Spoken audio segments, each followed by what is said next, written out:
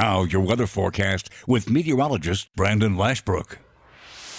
Well, today was yet again another hot and humid day, and not much in the way of rainfall across downtown Baton Rouge and the greater Baton Rouge area. You see most of the rainfall and shower storms right now on live vapor radar well off to the west and over toward the east toward Mississippi near Gulfport and extreme coastal Louisiana. But you guys see some of these outflow boundaries off of the lakes. That may spark an isolated shower storm later on this evening, but mainly on the dry side. And today we really were on the dry side, past 12-hour rainfall total. You see almost bone dry across our entire viewing area. A couple isolated showers to the south near Assumption and southern Iberville Parish, but most of the rainfall you see along coastal regions near New Iberia and Morgan City as well. So rainfall really hasn't been all too widespread today, although we do have some nice cloud cover out there, and so it's still warm and humid, 91 degrees, but it feels like 100 degrees at this hour. So without that rain to cool us down, we're still on the hotter side as this evening, 5 o'clock this evening on live sky cam you see right there. But overnight lows tonight though will be very similar to how we saw the past few days, though not much relief from the heat, so only looking at the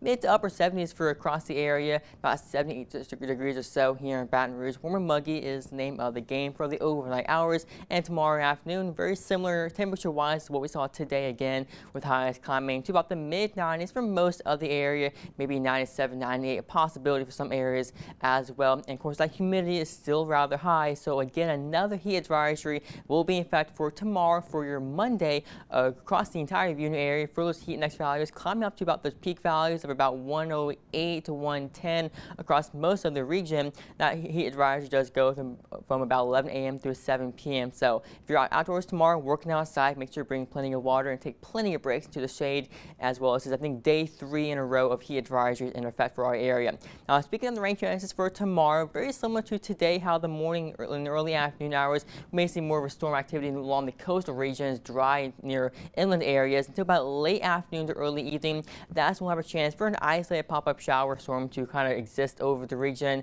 but that may be more so of an isolated to widely scattered coverage across the region.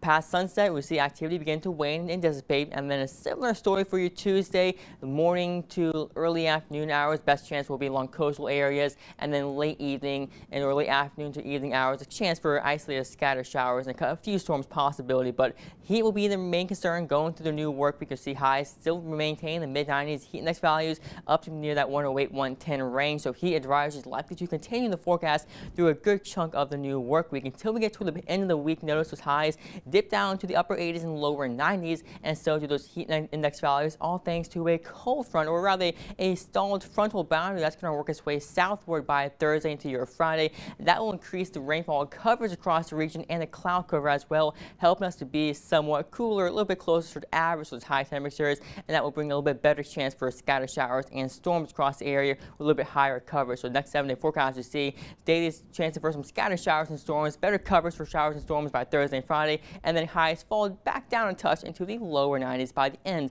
of the week toward next weekend.